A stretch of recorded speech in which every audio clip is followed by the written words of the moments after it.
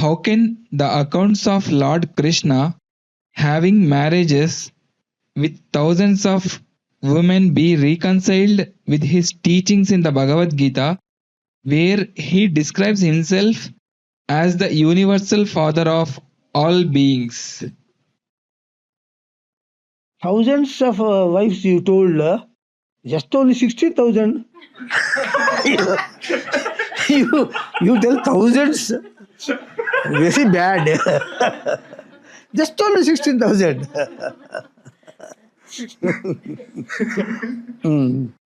So what is the real question again? Yes, Swami.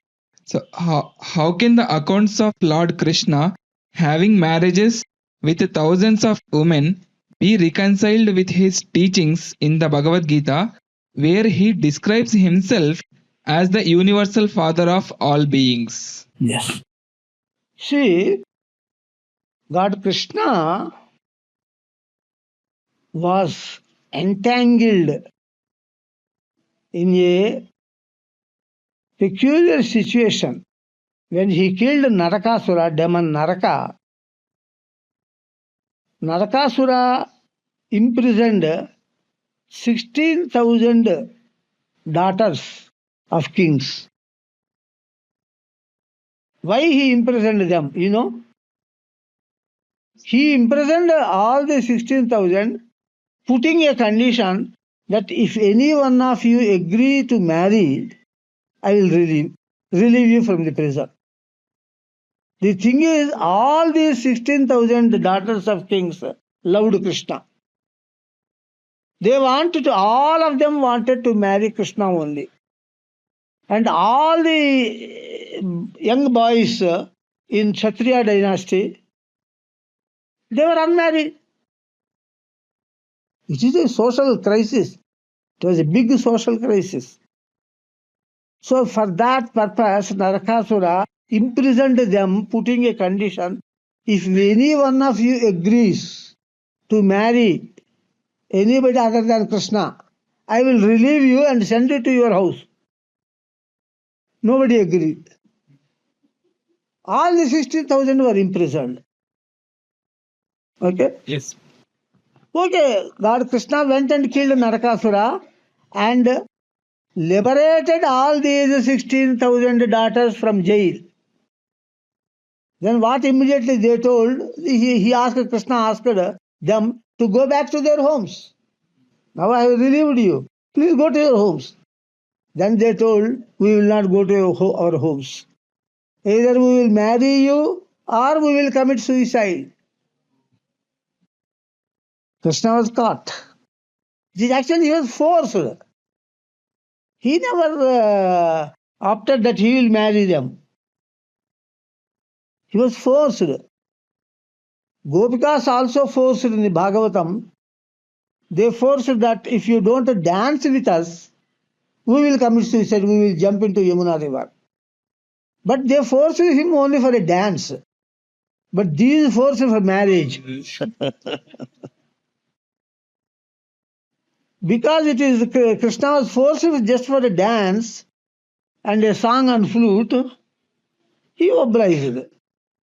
But these people are forcing Krishna to marry him, to marry them by force. So, he agreed to marry them, and whenever he married anybody, his real form disappears and illusory form appears in that place. Marriage is with illusory form created by God Krishna. And that illusory form permanently stayed with the Gopika, with the daughter of the king. 16,000 antapurams were built. In Dwaraka, it is written in Bhagavatam. In Dwaraka, 16,000 palaces were built. One palace for one wife. And sage Narada came down. How this one fellow is managing 16,000, whereas I am unable to manage even one. how this fellow is managing 16,000. So says Narada came down and went to every house to check. In every house, Krishna was found.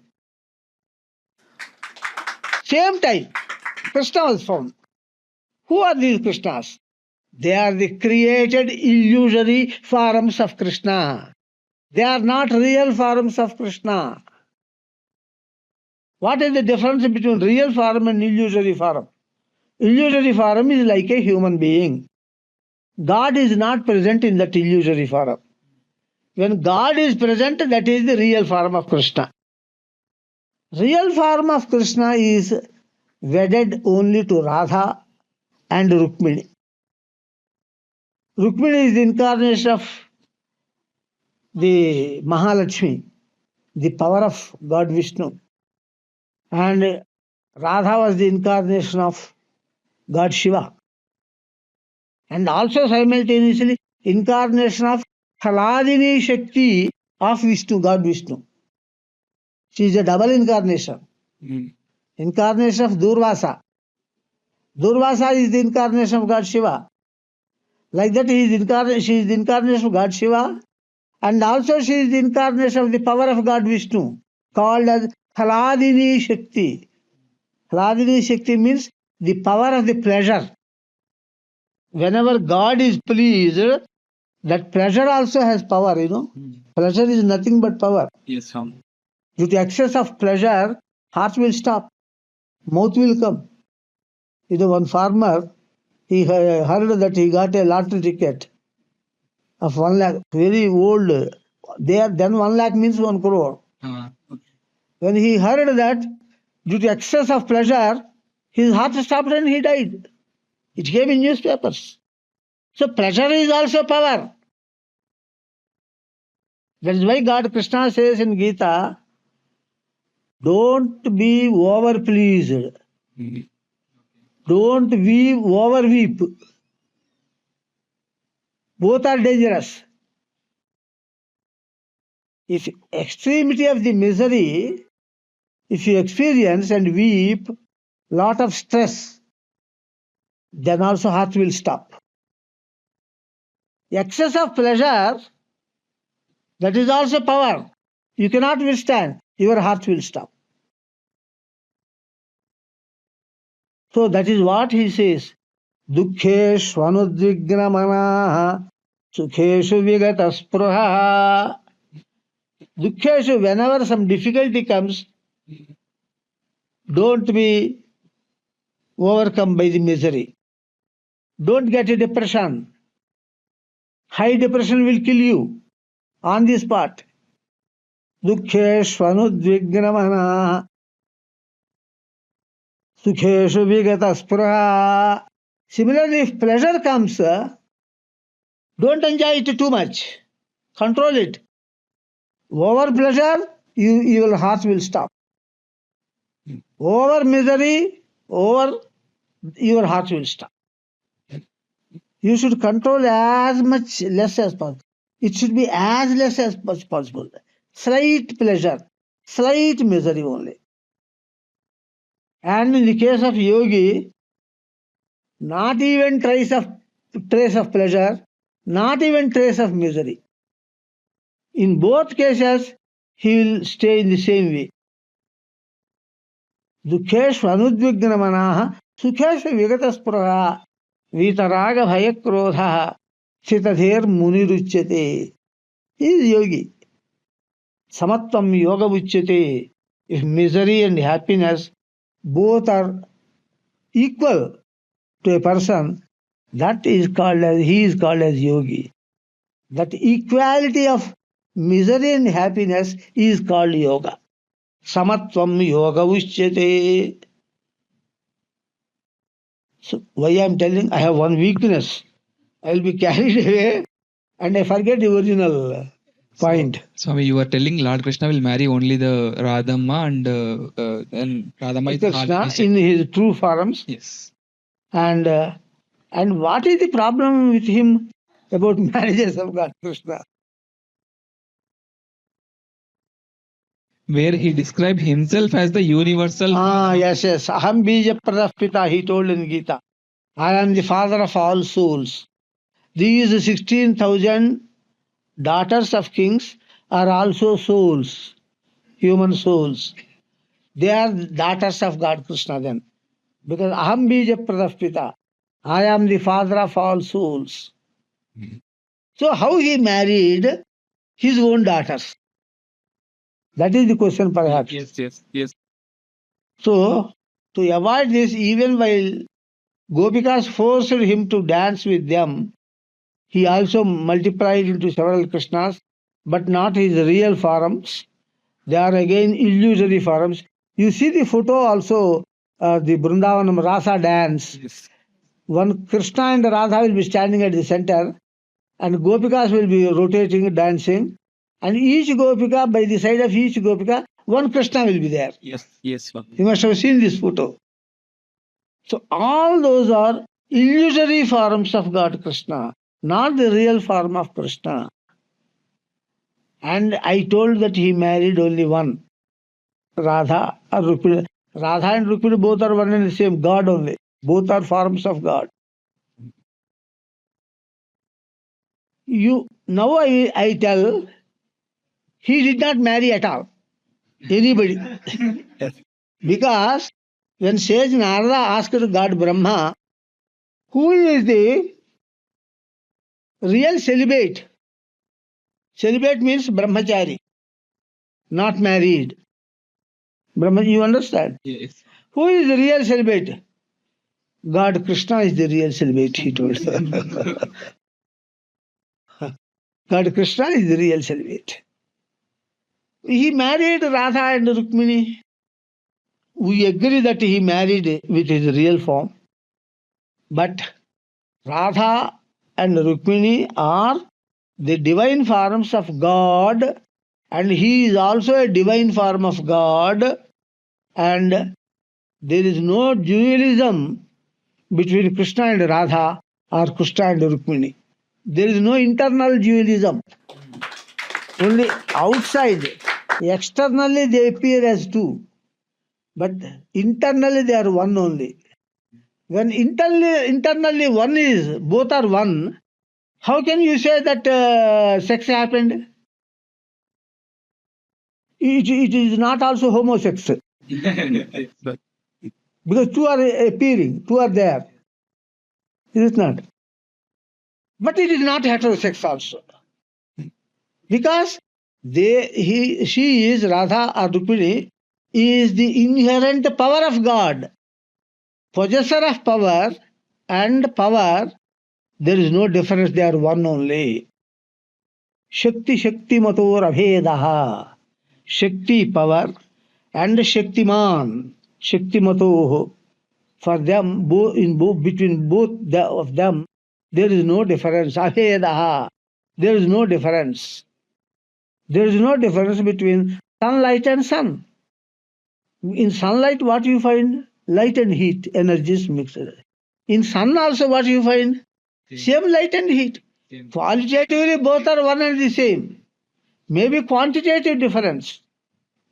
Sun contains lot of light and heat, and this sunlight which comes out contains little light and little heat, so that it can be trapped by our solar cells and can be converted into electricity. But sun cannot be captured and converted into electricity.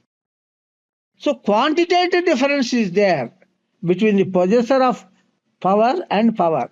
Possessor of power is sun, power is sunlight. There is a quantitative difference, but there is no qualitative difference. So when there is no difference, internal difference, when both are one only, one actor in two roles, there is no dualism actually.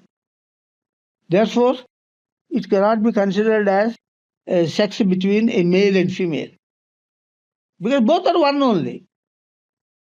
So Krishna is the Askarita Brahmachari.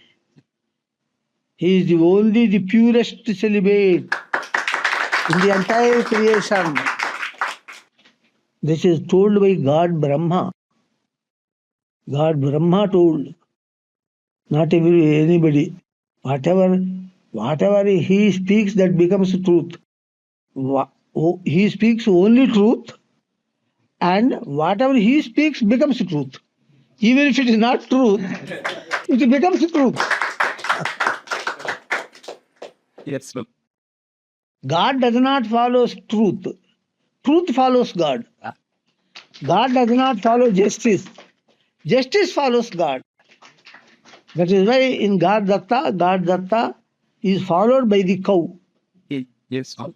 What is that cow? That cow is the embodiment or form of deity of justice, Dharma Devata.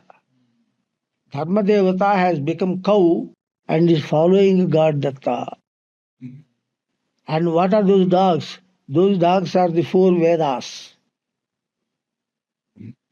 And God Datta is going, four dogs and the cow, they follow him. That is, Veda follows God. Justice follows God. Because God is the creator of justice and also protector of justice. When some demon comes to spoil the justice, he comes and kills the demon and protects the justice. He is not only creator but also protector of the justice. So God is far, far, far, far greater than Vedas, than justice. So what he speaks becomes truth. He does not speak according to the truth. That's what we do. We speak as per the truth. Yes, Swami. We speak as per the situation. But in his case, the situation changes as per his speech. The situation changes. Laukikanam hi sadhuram ardham vaga anudhavati. Materialistic people, the souls, ordinary human beings, ardham vaga anudhavati. They speak as per the situation. Laukika alaukikanantu sadhunam vacham adhonudhavati. In the case of God, incarnations of God, what they speak, the situation follows that. Whatever they have spoken, accordingly the situation changes. That's true. And we change according to the situation.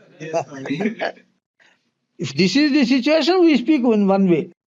If the situation changes, we change our speech. Yes. Yes, Swami. That is the difference between God and soul.